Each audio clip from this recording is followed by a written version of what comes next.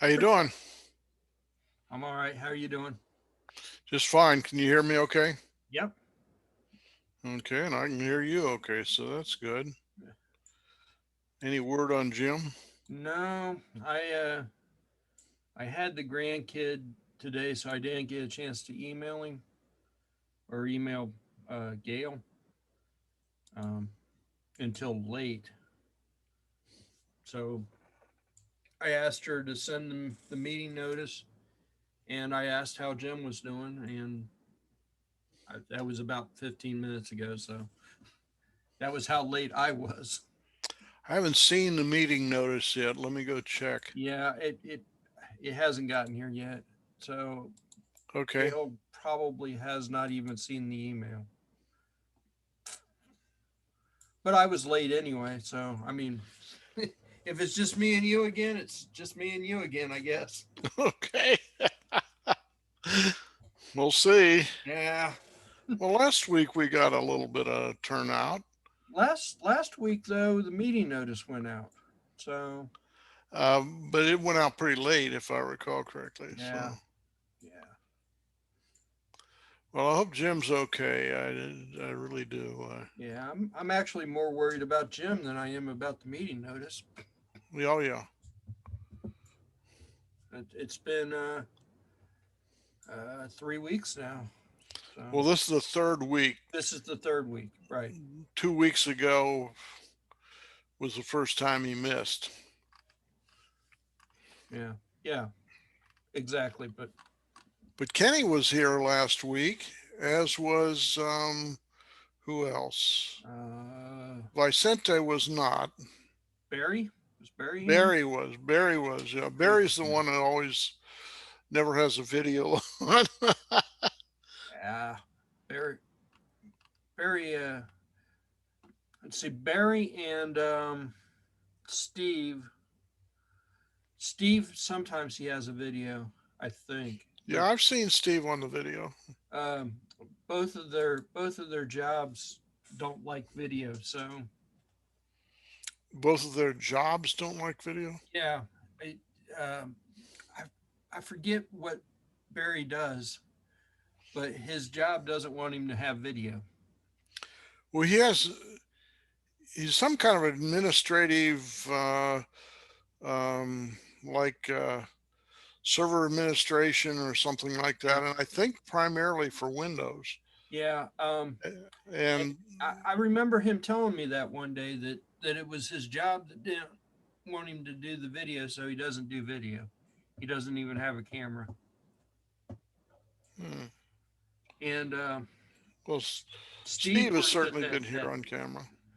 yeah, he Steve works at that law firm, and I think when we saw him on camera, he was actually at home. Yeah, So I can understand yeah. why a law He firm might not. apparently supports some very large Yeah, law firm that has multiple sites and so forth. Because I've heard him either here or in the Linux meeting talking about going around to various sites and so forth and so on. well, and I can understand why a law firm might not want you to have cameras everywhere. Well, interestingly enough, one of the things that they do there apparently is they have a camera on every desk to monitor and record the meetings between the clients and the attorneys. Yeah, Now, I I can thought. understand why they wouldn't want third parties to see those, but Yeah, I can also understand why the attorney wants it on record what actually happened. yeah. It sounds. I don't know. I can kind of understand why they might not want the server room on camera though. Oh, that's true. You know, That is definitely true. um, you can kind of understand why they might not want some of that stuff on camera. And I think like the attorney client cameras, I think those are only used like to document, like you said. They're not meant for external use. Well, that's the attorney client privilege thing. So I got a couple of questions for you. I'll see if I've got an answer. But you know the right answers cost money, right? Yeah. KVM. Okay. What's your experience with KVMs? Um, in the past, I've used them. When I when I when we had the computer shop, I had a KVM set up. Uh, it would take USB keyboard, USB mouse, or PS2 keyboard or mouse because you never knew.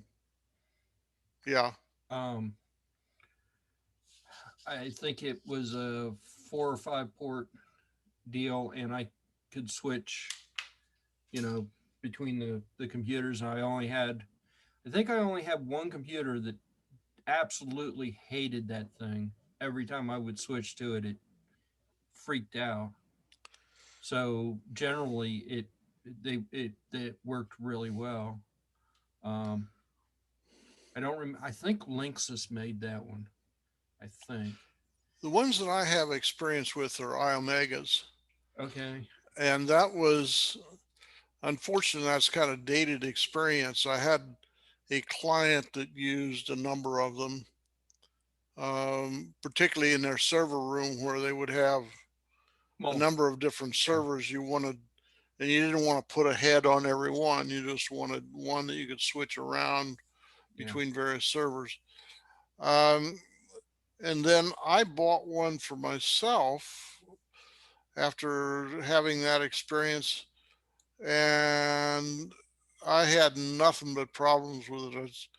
I don't know if it's still in my office in California or it's someplace in a landfill, but I had nothing but problems with it. But that was from 2007 to about 2010, someplace along in there. And obviously, the technology has gone orders of magnitude in Right. that period of time. I just wondered if you had any recent recommendations with respect to them. Recently, I have been using like software KVMs without the V. So it's basically a K and an M. Um, So you have a monitor on everything, but you can hop from system to system with your mouse and your keyboard. yeah, yeah. Hmm. Um, that work that works really well until you have to reboot one of the systems. Okay. Um, What kind of a software or KVM did you use? it's called Barrier. Yeah, it's called Barrier. Um, there's a way to get it to auto start, but I have had absolutely no luck at all getting it to auto start when you reboot. Um, and basically, it sets up like a client server kind of deal. So one computer acts as the master, and then the other computers are all the slaves to it. And I don't know why I cannot get it to auto start, but that's, when you reboot and you've got one of your slave machines sitting somewhere, you have to hook a mouse, at least a mouse to it, so you can, you know, Really? restart the barrier, restart barrier. So it's a problem not only with the master but with the slaves as well. Yes, because every time I reboot this one, it I have to restart barrier. Um, barrier works pretty well. I've used God, I can't remember what it was. Um, there's an older method of doing it with SSH, and that worked really well because that would start up all the time. But I can't remember how I did it, and I can't remember what it was called, and I can't find it on Google. But I know it was Okay. just using SSH. That's all it was doing. Um, and that worked fantastic. But I don't know what that was called. Now, all the machines have to be on the same local area network? Yes. Okay, so you couldn't do this over the internet. Not easily. I don't think. Let me look at. Uh, So you're not using it now, then I take it. no, I use Barrier quite a bit. Um, I've got another. You can't see it. I've got another machine sitting over here. That's just a monitor, and I use it. I do have a mouse hooked up to that other machine just for the times when I have to reboot. Okay.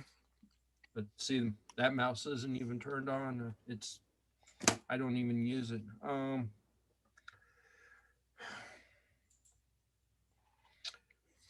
It looks like if you know the IP address of the other machine, you could probably use Barrier um,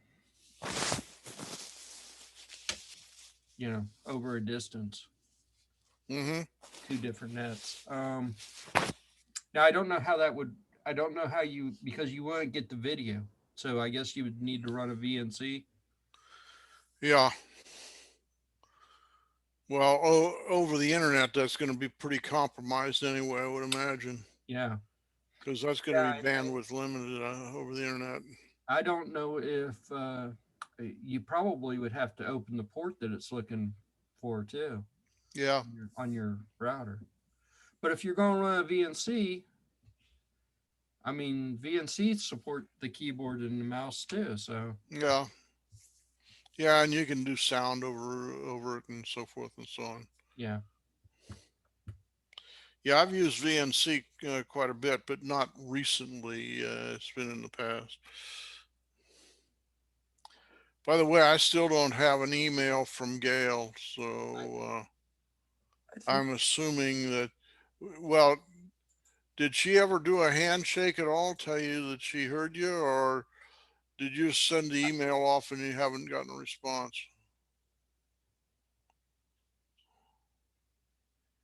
she. I just got an email, but I did not get the meeting notice.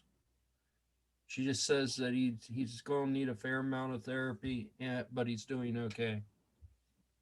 So Oh, so this is directly from Jim. no, this is from Gail. Oh, okay. I I don't quite. I think he got in and sent the email, which is the same as the previous week, but he wasn't able to send a separate announcement. Okay, So she's saying he's not going to be here today? I guess not. I It doesn't sound like he was able to send the email, Huh. the announcement either. So Gonna need a fair amount of therapy. That doesn't sound so good. that doesn't sound so good. Uh, Hmm.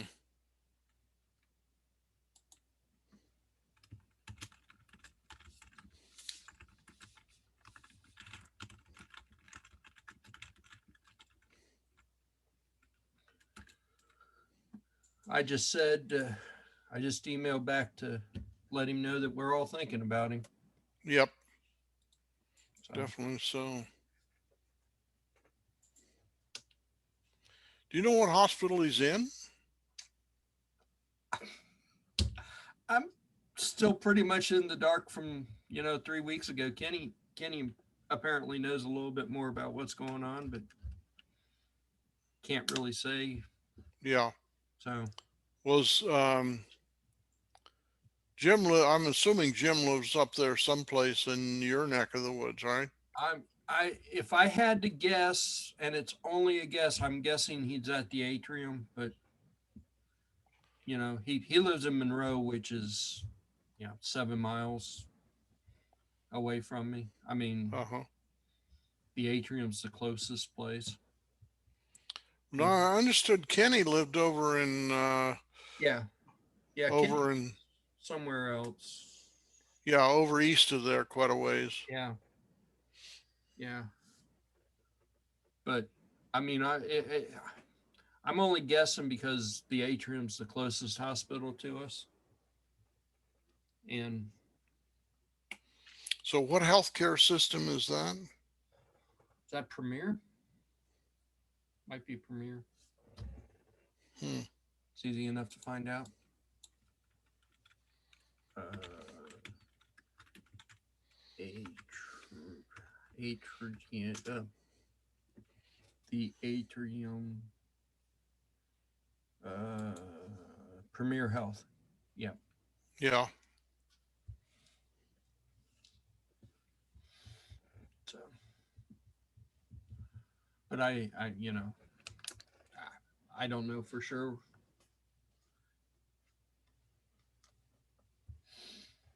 The atrium is it's an interesting building. It's 4 stories, 5 stories tall, and they build it so that they could add more stories to it. But when the contractor was actually building it, one of the walls bows out like this. So that ruined the plans of expandability. Really? So that must have generated Boku lawsuits. Yeah, I am almost positive they got the building built for free or very, very Yeah. low cost. How do you screw something like that up? You know, I can understand maybe, a hair one way or the other, but if you go and you look at either from the top down or from the bottom up, you're going, I'm pretty sure that the wall slanted. Yeah. Yep. Regular leaning tower of Pisa, right? I don't know how they screwed that up. I mean, you know, but that pretty much ruined the ability to go up. So now they have Yeah.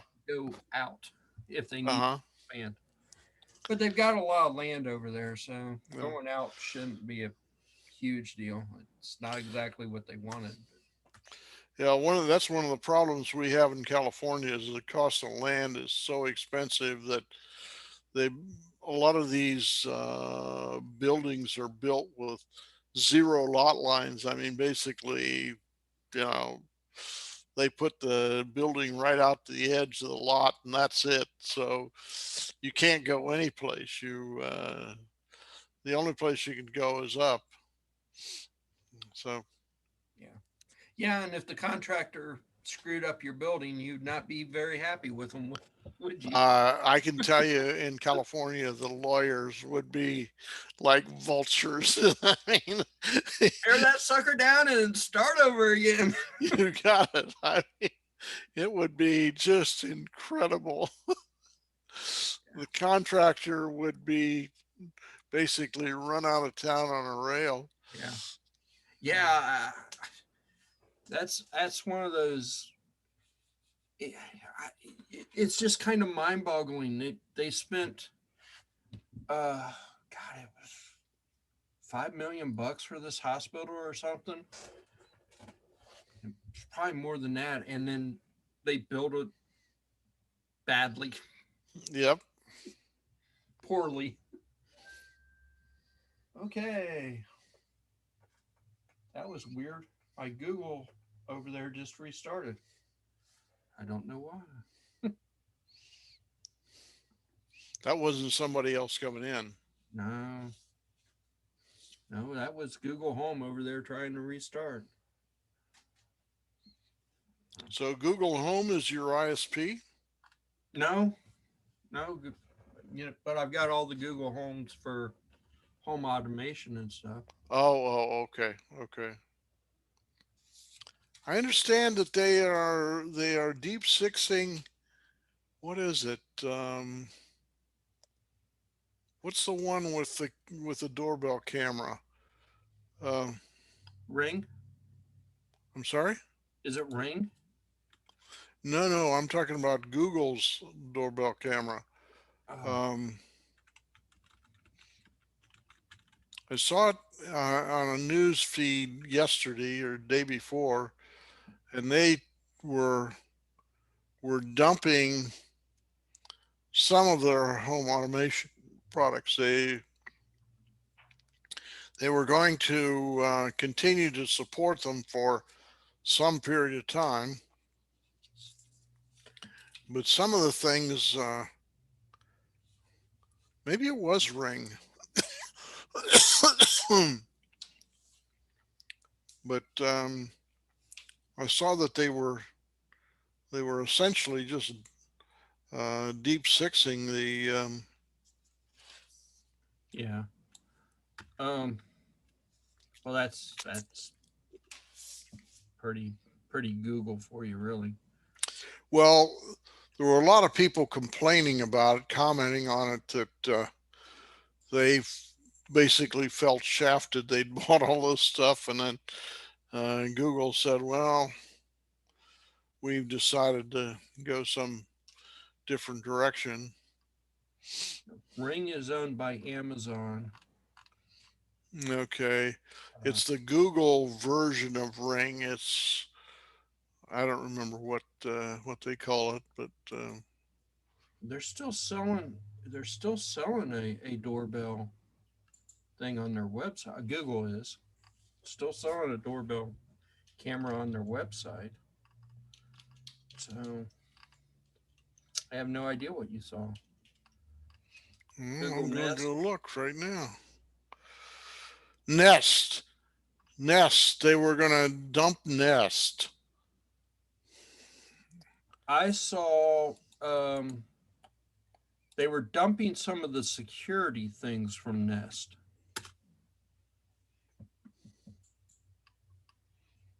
Um, that Hmm. that I had thought when I didn't read it. I didn't read the whole thing, but I thought that what they were dumping had only like a very small percentage, like it was only released to like a test market. So Ah, okay. so they were testing this in some market somewhere and decided that it wasn't what they wanted to do. Hmm. And it was Nest Home Security, I think is what it was.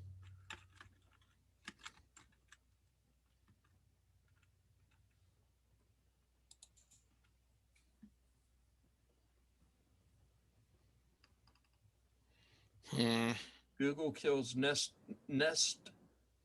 Secure, its $500 home security system. So that was a whole cluster of different devices. Apparently, I didn't read the whole thing, but I had I had thought that it wasn't released yet. I'm putting a link to it to the article in the.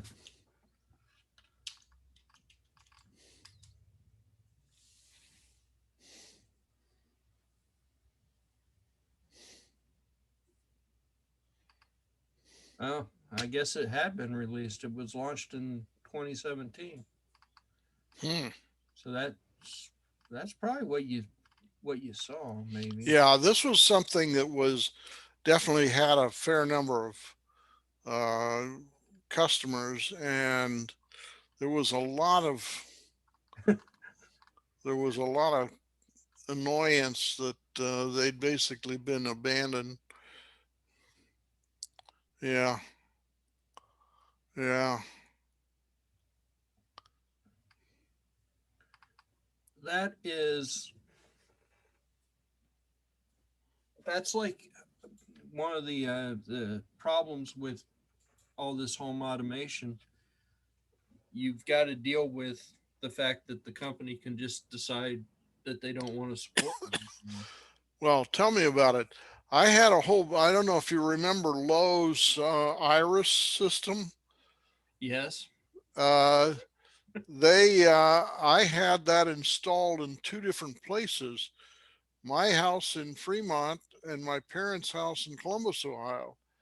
And one day, basically, I get an email that says, we've decided to pull the plug on this. We will be supporting it until the end of the month. After that, you're on your own. And it was all closed source. So unless you reversed hacked it somehow or another, and it was kind of early cloud based. So without the database, these things, first of all, they operated off of a hub, and that model is kind of gone by the wayside. Right. And you were just stuck with whatever you had, and I had probably, I don't know, between the two houses, and I had a bunch of motion detectors. They had some interesting hardware. I wish I could have reversed hacked them, but unfortunately I couldn't. But I probably had $500 to $700 worth of stuff between the two houses, Right. and of course it was more expensive in those days. This was oh gee, I think this was probably, I first installed it in the 2008 or 9 time frame. It's when they first came out, and they pulled the plug on it.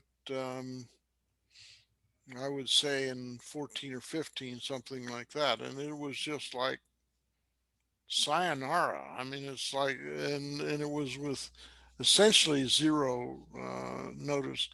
I assume that they had some kind of a reorganization, took a look at it, and said, this doesn't fit with our business model. We basically sell hardware and home improvement stuff, and they were offering a service, among other things, where you could actually use this cloud service to, to access your stuff from any place you had your smartphone, and they just pulled the plug. I think. Let's see. I had. Who was it? I had bought. It was a GE product. GE made under a different brand, but it was basically GE making like little hubs, Uh-huh. and it worked for a while. It worked for a long, long, long time, and then all of a sudden, it just stopped working. And I went to the website, and I website's gone, and I'm like, oh, that's interesting. Yeah. Okay, so I googled it, and turns out they just up and abandoned it. They didn't give one drop of notice. They just went click. But uh, GE or the company that GE had sponsored for it had found out just how expensive it was to maintain that Oh infrastructure, yeah. and they Oh went, yeah. "We're not selling. We can't sell these for $20 a piece and keep the infrastructure running. We're not selling Yep. enough of them to do it." Yep. And I'm like, Yep. okay, but I think somebody eventually figured out how to uh, reflash those to do something else. Yeah. Well, with Unfortunately, mine all ended up in the some. dumpster. I think I sold them at a flea market or something for Oh, okay. like $4 or $5 a piece. Said, Yeah. oh, Well, the Iris hardware was nice because they had little tiny motion detectors, and you could put them on a battery and they'd run for someplace between a year and 2 years without. Um, but I think those were all Z Wave. yeah, I'm pretty sure they were all Z Wave. those should have And been. You should have been able to do something with those with Z-Wave. yeah, well, you would have thought so. Although Z Wave is not open source. No, Z Wave is a proprietary. But And there's plenty of Z-Wave. There's plenty of information about it. oh yeah, and then they had some devices that were Zigbee also, and that is open source. That's there's a standard for Zigbee. Zigbee, yeah. I think that's 815 dot something or another. It, dot 11 is or 13. No, I think Zigbee is actually 15. I'm not sure. It's not 802. It's not 802. It's definitely further on up the standard list. It's Zigbee is 802 802 dot 11, dot 15 dot 4. Yeah.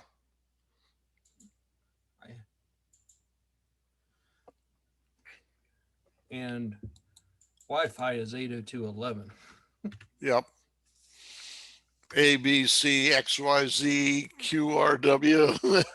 Whatever number they decide to stick on it. Yeah. We're now in I think the Wi-Fi. latest is like A something or another. They've gone to two letter suffixes now. They've changed it to just Wi-Fi 5, Wi-Fi 6. Well, that's true. That So is true. to stop confusing people about the differences between A, C, and U and N and D and Yeah. um, so Wi-Fi 6 should be better than Wi-Fi 5, right? One would think. And it's definitely better than Wi-Fi 4. Well, I think that someplace along in there, you roll in the 5 gigahertz stuff. Yeah. A was 5, B was 2.4, and then 2.4 stuck around through a couple of generations, and then I think N was the first one where you had both um, 2.4 and 5. And of course, the Yeah. problem with 5 is it gives you better bandwidth, but it is much shorter range and it doesn't go through walls as well and so forth and so on. So, but it gives you much better bandwidth. I God, that had to have been a century ago. We had a bunch of A's, a bunch of Wi-Fi Uh huh. 11A, and I thought that was great because else was on B. I was like, I'm all by myself. Yep. Yep. But that it was weird. You know, wasn't it wasn't. I don't think it was any faster. I think it was just better because nobody else was using it. But the other problem you have is most of your IoT devices are 2.4 gigahertz, not 5 gigahertz. Yes, So if you've got a bunch of motion detectors and cameras and so forth and so on, we are starting to get a few 5 gigahertz IoT in the yeah. pipeline, but they're still they're still a ways off. I mean, Well, I got this the other day. No, wrong one.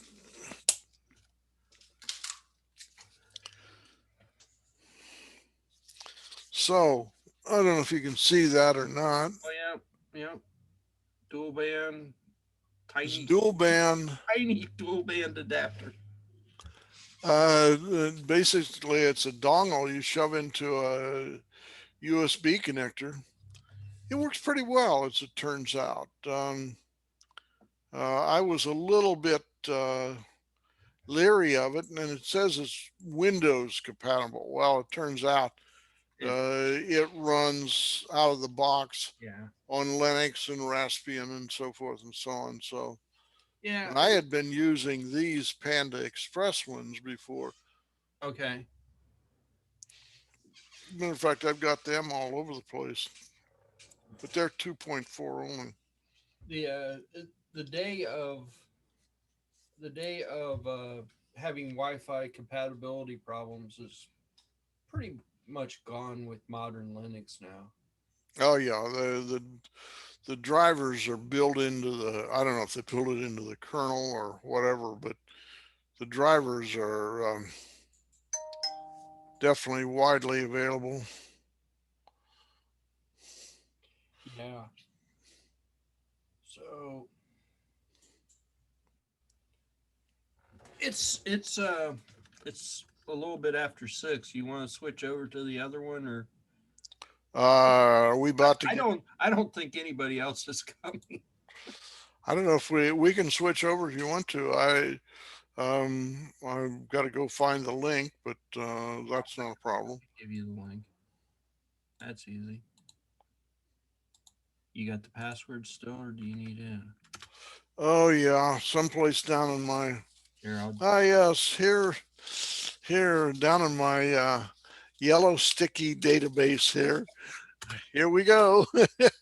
Oh, but I just spoke, and then Barry decided to come. So Oh, how you doing, Barry? You there? Barry Barry has no microphone. No, not yet. He's probably still connecting. Barry? There's a microphone. Oh, wow. Very good. Barry. Yo. How you doing, Barry? Alrighty, how are you guys doing? Pretty good. Just fine. Did I make it in time? Let's say hi. Oh yeah. Yeah, I mean we can I don't know. Are we going to get kicked off of here or with only three? I don't know, because now there's 3. You got How does the other that? link, Barry? What's that? You have the other link to the new. I'll put it in the chat again real fast. Yeah, let me grab that while it's there. And that's the password.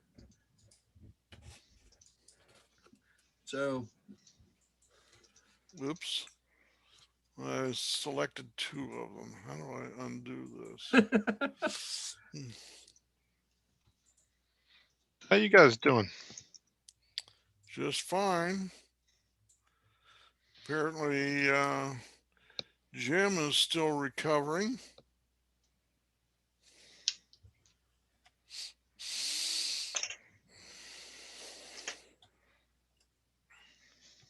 yeah, we don't really have an updated Jim. He's still. Yeah. Still in limbos. Yeah. And Anybody? the meeting announcement didn't really go out, so. Yeah, I noticed that. That's why I was like, well, I'll scroll down and use last week's and see if it works. Yep. Yeah. Anybody hear from Mark lately? Or is Mark all right? Mark. Was he? Robot. Did he have a problem or? I have no idea. He hasn't responded or heard back from him for a few months now, so I didn't know if he was still talking with you guys or something's going on. It's a month and a half. Was he in the process of changing houses there? I don't. Vicente was. I know that. I don't. Yeah. Vicente's in his new place. He has been for several weeks now. I know before all this started, he didn't have internet. So that's probably why we don't see him on these virtual meetings. But you're talking about Mark now. Mark, right. Yeah. It's probably a month and a half ago, maybe 2 months now. Me and Vicente did meet him to look at a solar panel deal down in, I don't even know where it was, down south somewhere. Kentucky. No. It wasn't quite as far as you, but it was far enough for me. It was south. It was south for me. I got you. No, I was curious. He hadn't responded to anything for quite a while, so I was just wondering. He hadn't called me, or so I was just thought I'd take base and check while I was on here and remembering it. Well, when I saw him a couple months ago, he was fine. So no, That's cool. He just might be busy. I knew he was trying to restart up his brother's company or something on the side, so that he. trying to get. Okay, that was weird. So what did his brother's company do? They made like kind of a safety habitat exchange thing. So like a kind of like a non-contact, environment for. He showed me. He wanted me to do his website or something he was talking about, and then he never, like I said, he never responded again. But he showed me like the old website, and they'd lost the domain. But it was like a cross between like a hydroponic thing that you could dome for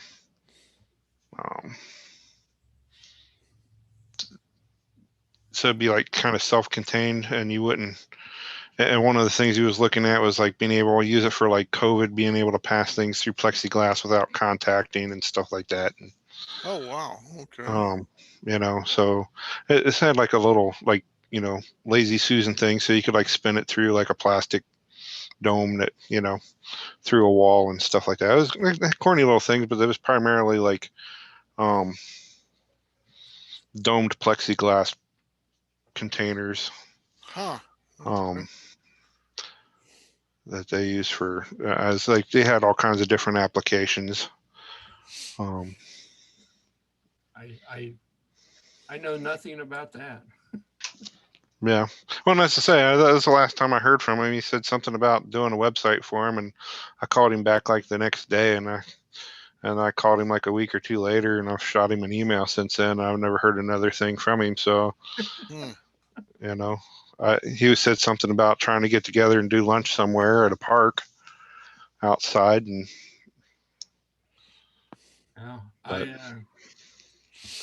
I just thought I'd check to see if there'd been any word, or if he'd been in the meetings or something, or if you guys had seen him. So I don't know how many months it's been since I've talked to him, because it's I've lost track of pretty much everything. Well, we went virtual on the 2nd of April. Yeah. So we're now April, May, June, July, August, September. Almost October. We're into our 7th month at this point in virtual. Yeah. I'll tell you a person I haven't seen Frank. Has Frank been by since? Haven't seen or talked to Frank since all this began. Huh. No. I hope he's okay. I mean, the last we were going to do a robot thing for the library in August, and I was going to get some robots from Frank,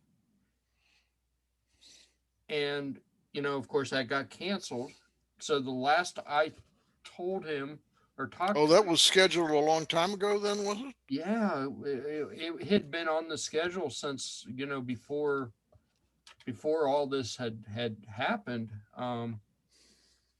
But then I found out that it had been canceled, so that was well before August, and that was the last time I talked to Frank. And I didn't really even talk to him; it was all email. So, and Mark, apparently, I haven't talked to Mark since August 7th, because I just went back and looked at my emails. Okay. So, Ray has been a regular recently. Ray has been in and when out. He's not traveling. When he's not traveling, he even is when he is sometimes. Yeah. Yeah. Um, yeah. Ray and He, Ray he and keep he keeps trying to recruit you to come over and work on that building with him, or do the maker thing, I guess. I, I probably would be a, I might actually consider it seen as how I could use the equipment and not have to pay to use the equipment. Yeah. Yeah, I was curious. What does Ray charge a buddy for a poor man's laser that we built with his direction? I don't know. I think you could probably negotiate a pretty good deal on a used one. And I believe that he does some where customer upgrades, he does take some trade-ins. So that would probably be the best way to go. What kind of laser are you looking for?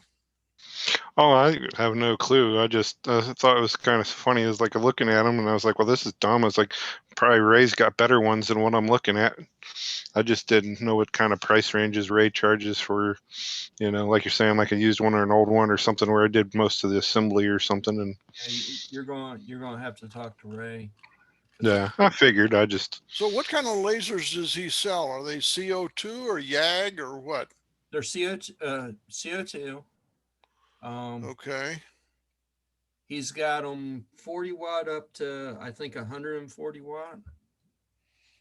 Um, So that'll do some serious cutting then. uh, they have the potential of doing some serious cutting. Yes. Yeah. Um, You want to keep your hands out of the way, that's for sure. yeah. so he's got some that will cut, large material.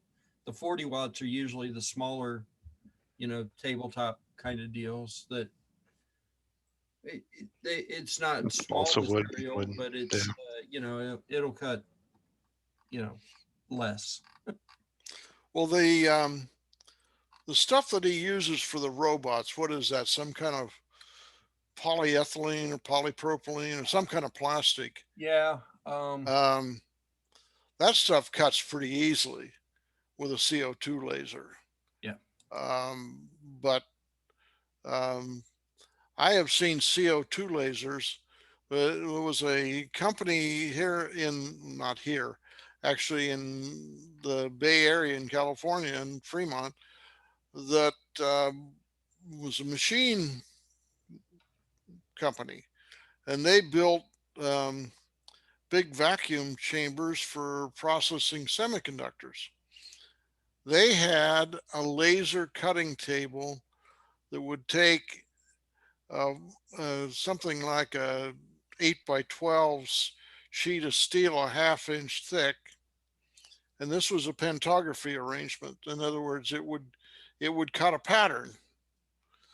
And this thing, I've stood there and watched it for hours actually. It was fascinating. It would go in and it would cookie cutter out some shape and then move to a new position, cookie cutter out some shape, and so forth and so on. And it was basically a replacement for like a bandsaw, except it was much faster. You didn't end up with any kind of burrs or anything like that. You didn't have to do a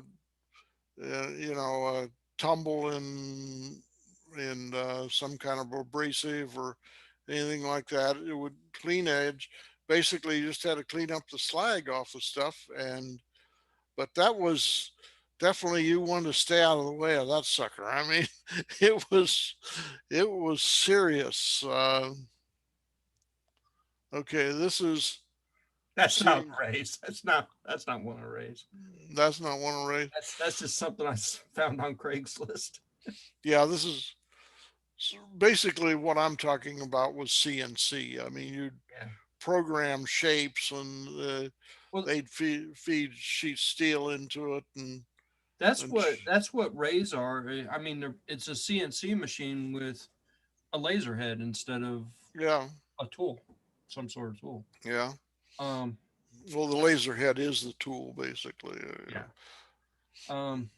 So you've got a certain thickness that the laser can cut through, easily. You could go up to half an inch or something on some of those. Mm-hmm.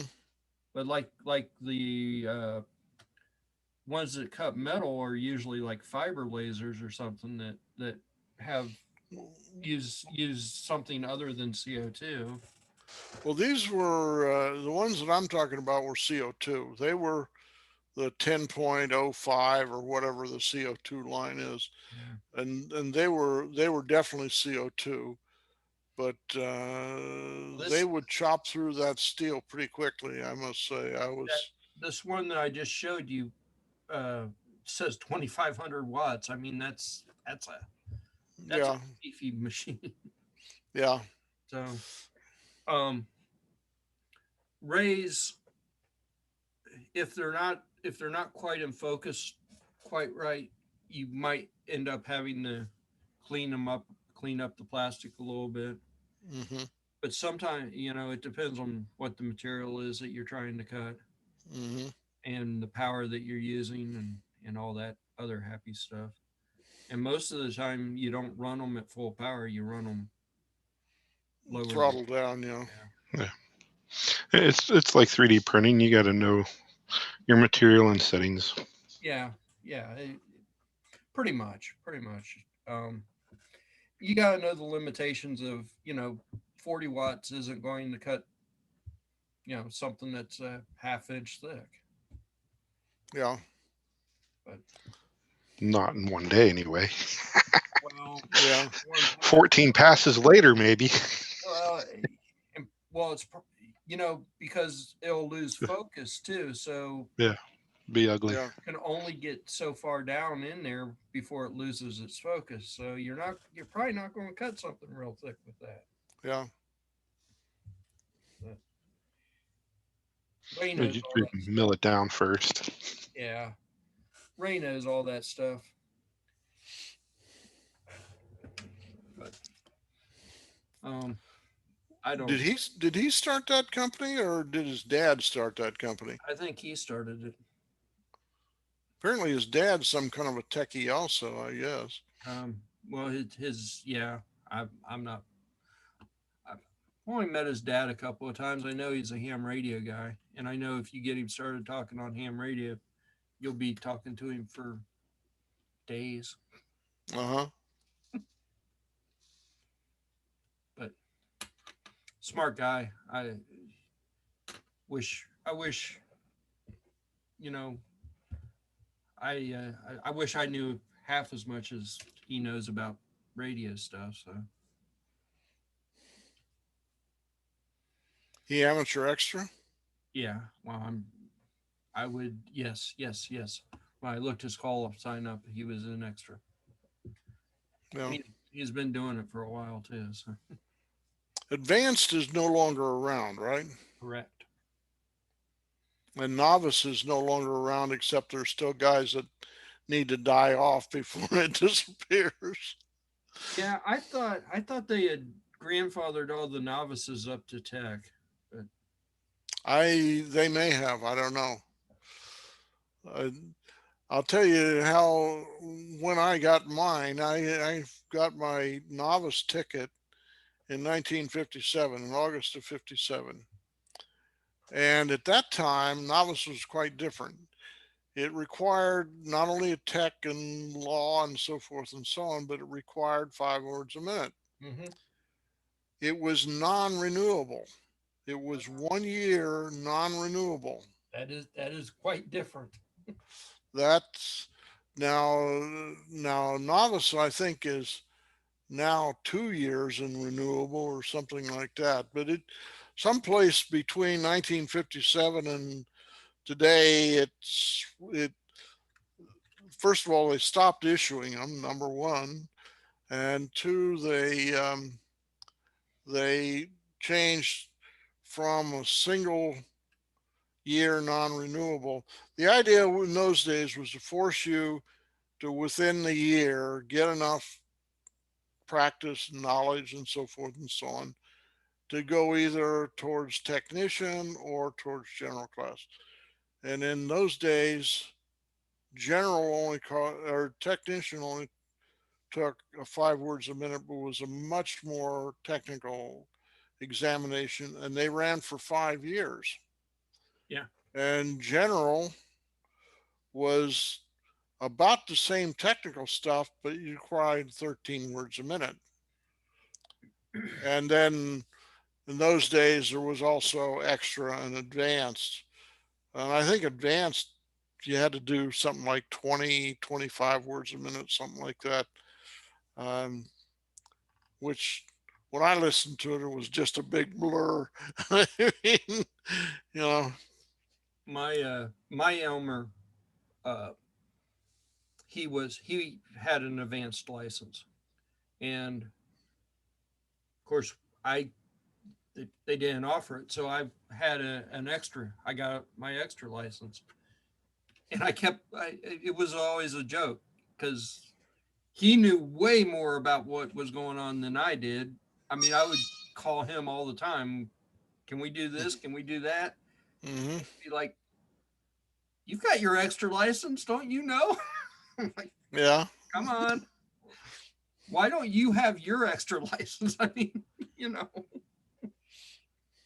But that man, he knew a lot of stuff. And he'd been doing it for a long, long time, and he got to advanced, and that's just where he wanted to be. So, well,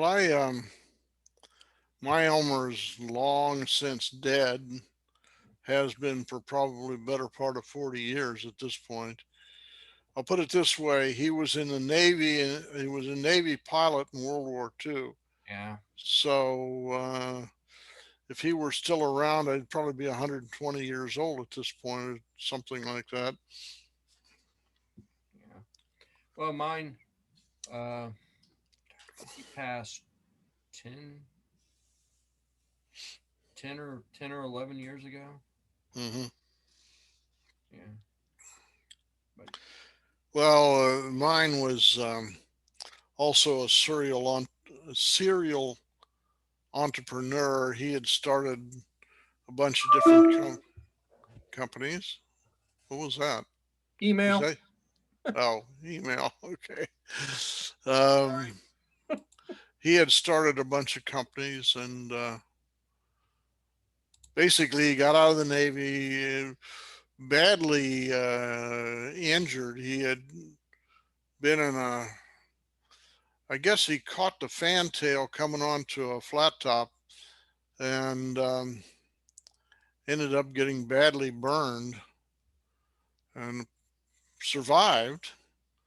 And then after World War II, he starting businesses right and left. And when I met him in the 50s, he was on like his third company or something like that. And as I say, I think he probably has been gone, you know, at least since the 70s. So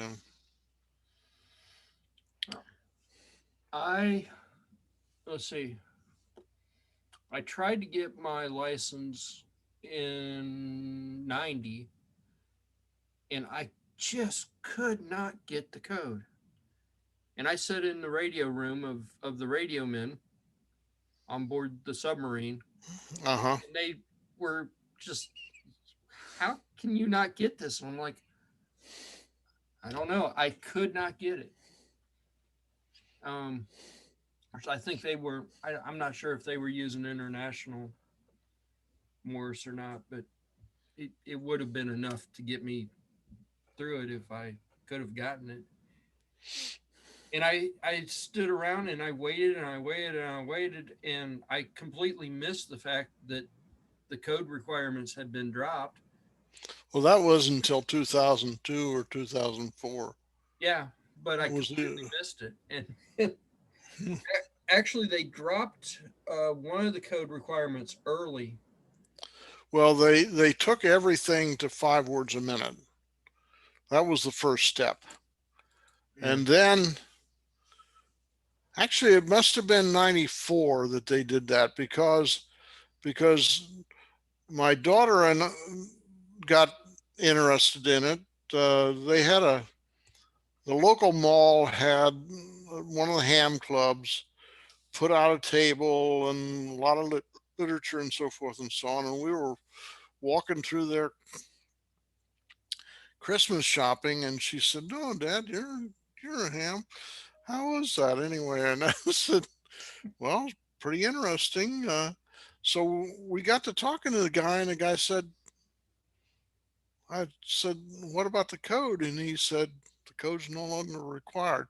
This I remember specifically because she ended up getting her license in 94. She was 12 years old and There she got was her license in 94. So, there was a, I think it was mid 90s. It was tech, and then there was tech no code, and the two were yeah.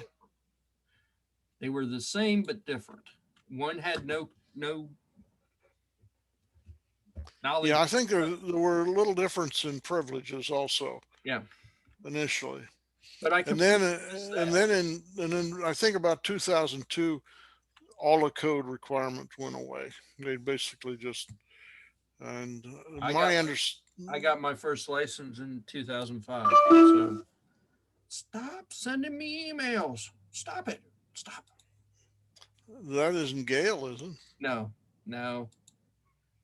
That's the challenge now, sir. I shall bombard you with 1,400 a minute. Oh yeah. Just stop it. Stop it. Yeah. So I just have to set up a forwarding thing. You can enjoy all the mails I get an hour. Yeah, right. What are these complaining clients or what? Oh, mostly it's ads from security freaking companies that are about to drive me insane. Oh, okay. Buy our stuff. Take a demo. We want to Yeah. show you our stuff. Yep. They're all trying to sell something. Here's the new virus of the day. yeah. So this website says the novice was replaced by the tech no code. Well, not exactly. I mean, the technical test was not the same. That's for sure. But but that's what she took. She took the tech no code, The tech no code, and then and then there and was a then tech plus, which had the code. So yeah, tech no code and tech plus. yeah. But it was only 5 words a minute, if I It's five recall words a correctly. minute. Yeah. And I think by that time, I think Novice had totally been wiped out, right? Yeah. Looks like the last novice was early in 2000. Novices are grandfathered and can renew their license and privileges, but so maybe You're they saying were the last grandfathered up. new one was issued in 2000? That's that's what it says. Okay. Now, Because now there's a fixed body of novices who are gradually dying off at this point. So, yeah, apparently they were not grandfathered up to the next level. They were just grandfathered to keep their costs or keep their novices. well, I think they still have to renew periodically. We every 10 years, right? I don't know what it is for novice. For general, it's definitely every 10 years. Yeah. Uh, For general next year, it's every 10 years. Tech Plus. Let's see. Tech Plus was a combination of tech and novelist.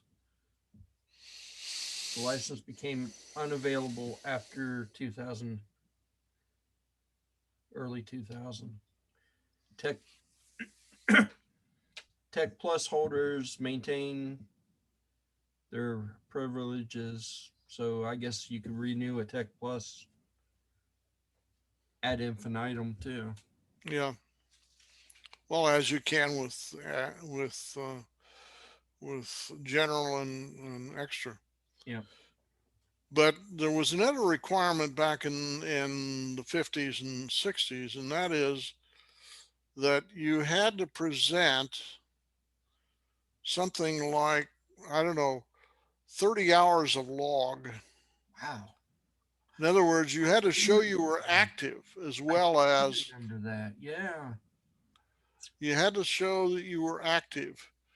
And I don't know when that went away, but I can tell you, um, my tech in 57 I got my novice, in 58 I got my tech, and so in 63 I should have renewed it, but I was in college all that period of time, and amateur radio was just down the priority list, someplace between um, um, eating and sleeping. Okay, and so I didn't, and it lapsed in 63. So at any rate, but that was a requirement. You had to present a log um, showing that you had been active for that period of time, and didn't have to be very much activity. It was, I think, a 30 hours or something like that would do it. Or if you got, you could submit a contest result. But basically, you're required to be active. Now anymore, you're not even required to be active. You can um, be basically a ghost Yeah. ham forever. I I I, think they, I think I there's think a they lot. take, I think they take it away when you die, but when you go to when you become a silent key, I think they take it away. But I remember um, they used to let you like my grandfather uh, was a ham, and when he died, his call was never reissued to anybody, and they used to let you uh, once you passed, they used to let you claim right to the previous calls, but I don't oh, think so they do you that could anymore. vanity it. Basically, you could vanity it. Yeah, only it didn't cost anything. You could just so if I wanted my grandfather's old call sign because I was related to him, I could get it, and because he had passed and it had been more than 10 years or something since he had passed, I I was eligible to do that. And then the rule changed like a month before I actually got my license, and I was like, no, because I was going to apply for his old call sign. I was Uh huh. going, but I remember that. I remember sitting in somewhere. I was in a ham meeting somewhere with somebody, and they were like, "You need to get your license now because if you don't, that's changing in like a month." And I'm like, "Oh no!" Hmm. So I don't remember when that happened now.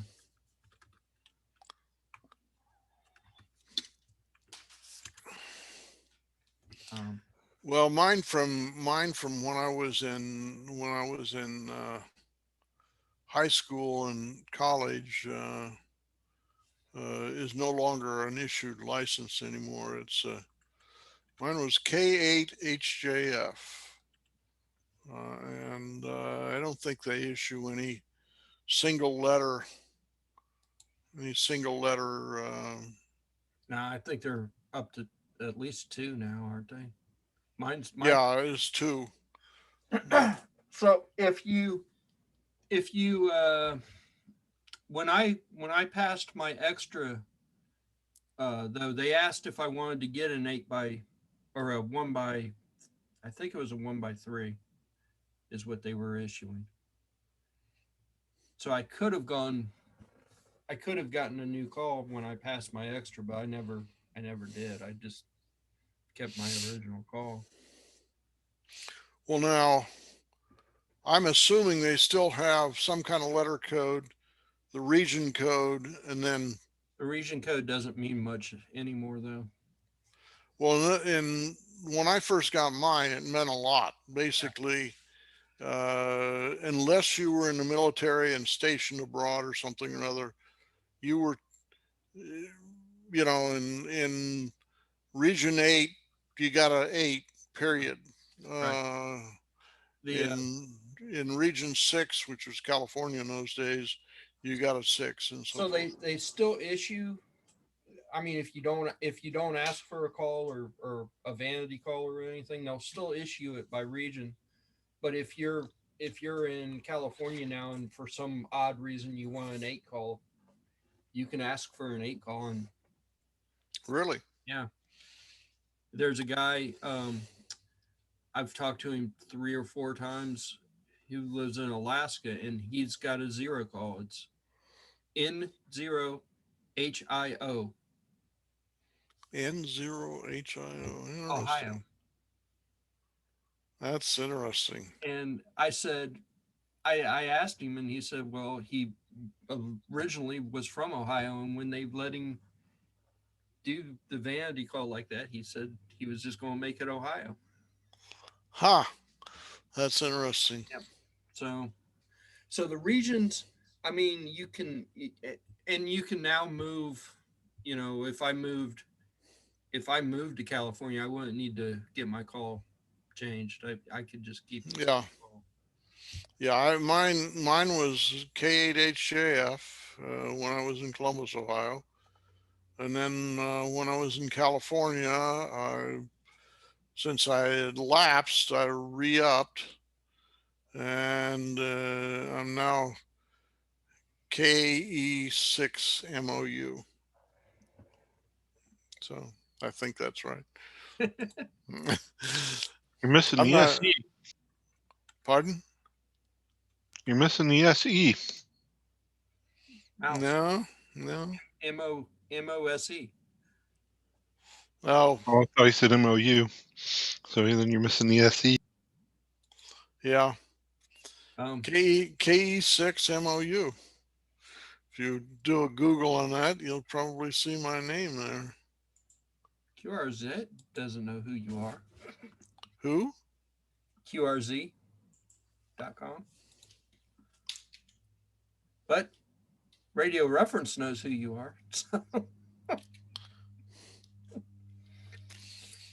Well, I'll just Google myself and see if it's there. Yeah, Yeah. FCC amateur radio license is in Fremont, California, and huh.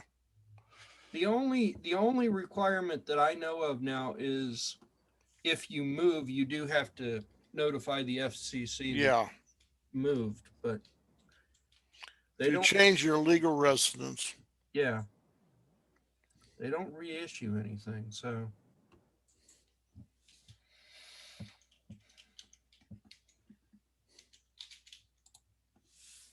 So why is that? Is that just so that they know where you are if they need you? Yeah, yeah. If you're doing weird stuff, causing a lot of static on TVs and whatever. yeah. FCC wants to know where to find you.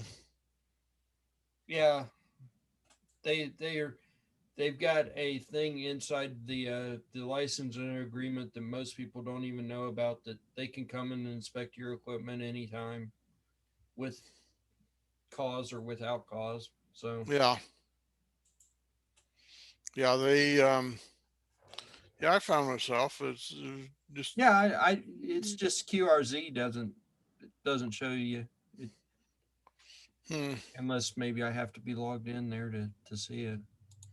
They might be doing a privacy kind of thing. Radio Reference knows who you are, though. Yeah. Yeah, and it has me registered in California, In obviously. California, yeah. So, yeah, We they are don't know about admitted. they don't know about my presence in Milford, but on the other hand, I'm not active here, so it doesn't matter. It doesn't take it. It took all of like 30 seconds for me to update where I was living at inside the database. You can do that. You know, it's all self service. You can just do it yourself. Yeah.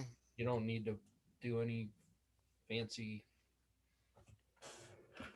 Did you hear though that um, the FCC wants to start charging, Yes, I heard that. or they may be mandated to actually charge for the license? We're down to 22 seconds, so that's a topic for another day, apparently. Okay.